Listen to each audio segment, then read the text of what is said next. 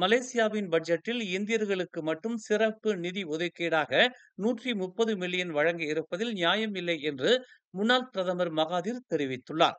எல்லோரும் அனாசயா என கூறும் அன்வார், இந்தியர்களுக்கு சிறப்பு நிதி ஒதுக்கீடு செய்வது மடானி கொள்கைக்கு எதிராக உள்ளது என்றும், இந்தியர்களுக்கு மட்டும் ஏன் சிறப்பு நிதி என்றும் அவர் கேள்வி எழுப்பியுள்ளார். குறிப்பிட்ட ஒரு சமூகத்திற்கு மட்டும் மில்லியன் கணக்கில் ஒரு அரசாங்கம் சிறப்பு நிதி எனும் போர்வையில் வழங்குவது ஏற்புடையது அல்ல என்று அவர் தெரிவித்தார். பிற சமூகத்திற்கும் வழங்கியிருக்க வேண்டும் என்றும், ஒருதலை பட்சமாக குறிப்பிட்ட சமூகத்திற்கு மட்டும் வழங்கப்படுகிறது என்றும் மகாதிர் தெரிவித்தார்.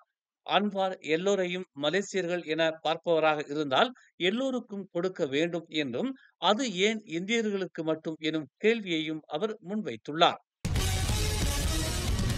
இன்று முதல் ஞாயிற்றுக்கிழமை வரை பகாங் மற்றும் ஜொகூர் மாநிலத்தில் கனமழை தொடரும் என்று தேசிய வானிலை ஆய்வு மையமான மெட் மலேசியா எச்சரிக்கை விடுத்துள்ளது. கனமழை காரணமாக இரு மாநிலங்களிலும் பாதுகாப்பு மற்றும் மீட்புத்துறை எச்சரிக்கையுடன் இருக்குமாறு வலியுறுத்தப்பட்டுள்ளது. ஜொகூரில் தங்காக், சிகாமாட், மூவார், பத்து பகாட், புலுவாங், Mersing, Pontian, Kulai, Kota Tinggi, Johor Bahru பகுதிகளும், பகாங்கில் ஜெராண்டுட், மாராண்ட், குவந்தான், தெமர்லோ, ரோம்பின் ஆகிய பகுதிகளும் கனமழையால் பாதிக்கப்படும் என கணிக்கப்பட்டுள்ள நிலையில், திரங்கானு, மலாக்கா, நெகிரி செம்பிலான் மாநிலங்களில் மழை எச்சரிக்கை விடுக்கப்பட்டுள்ளது. பேராக்கில் ஏற்பட்டுள்ள வெள்ளத்தால் 4 குடும்பங்கள் வீடுகளை இழந்துள்ளதாக தெரிவிக்கப்பட்டுள்ளது.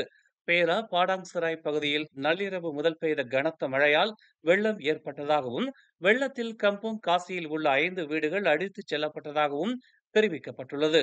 5 குடும்பங்களைச் சேர்ந்த 18 பேர் வீடுகளை இழந்த நிலையில் தற்காலிகமாக பாடாங்சராய் பள்ளியின் பொது மண்டபத்தில் தங்க வைக்கப்பட்டுள்ளனர். தற்போது பாடாங்சராய் பகுதியில் வெள்ள நீர்மட்டம் 2.56 மீட்டர் உயர்ந்துள்ளதாக தெரிவிக்கப்பட்டுள்ளது. நெகிரி செம்பிலானில் உள்ள ஓர் உணவகத்தில் நேற்று இரவு முகமூடி அணிந்த சிலர் பாறாங்கத்திகளை பயன்படுத்தி தாக்கியதில் 4 பேர் காயமடைந்தனர்.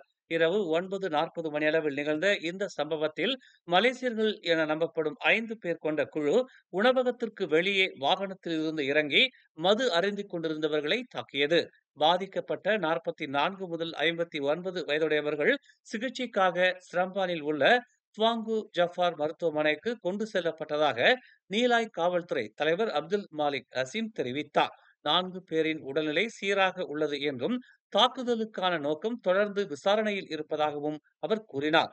ஆயுதம் ஏந்தி கலவரம் செய்ததற்காகவும், ஆபத்தான ஆயுதத்தை பயன்படுத்தி காயம் ஏற்படுத்தியதற்காகவும் குற்றவியல் சட்டத்தின் 148 மற்றும் 326 பிரிவுகளின் கீழ் வழக்கு விசாரணை நடைபெற்று வருகிறது.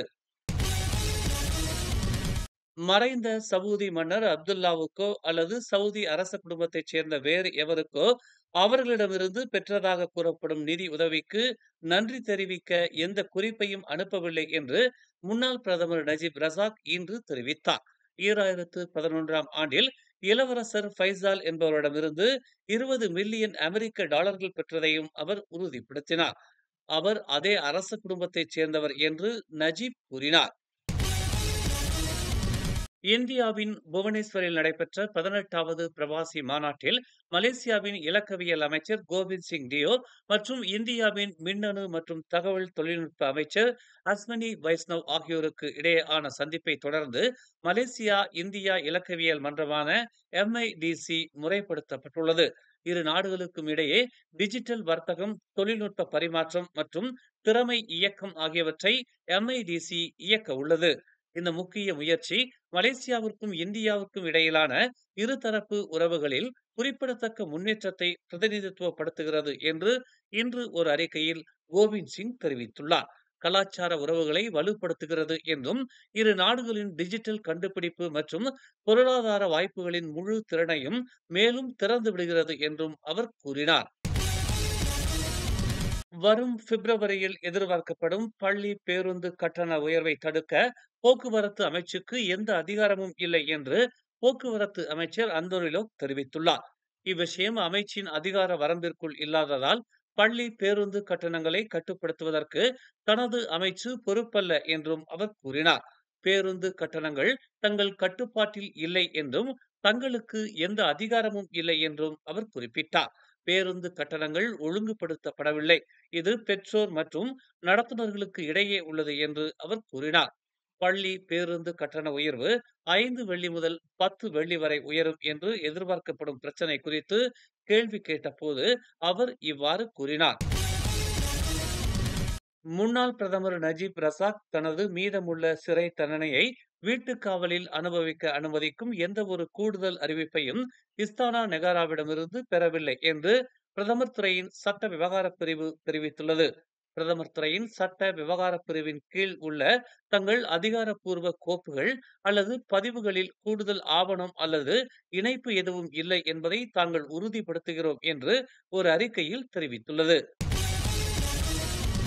மேலும் செய்திகளை தெரிந்து கொள்ள தமிழ் மலர் நாளிதழை பாருங்கள். உடனுக்குடன் செய்திகளை தெரிந்து கொள்ள தமிழ் மலர் இணையதளம், தமிழ் மலர் செயலி மற்றும் மலர் டிவி யூடியூப் சேனலை வலம் வாருங்கள். எங்களோடு இணைந்திருக்க மலர் டிவியை பதிவு செய்து கொள்ளுங்கள். உறவுகள் மகிழ்ந்திட விருப்பம் மற்றும் பகிர்வு சேவையை சொடுக்கிடுங்கள்.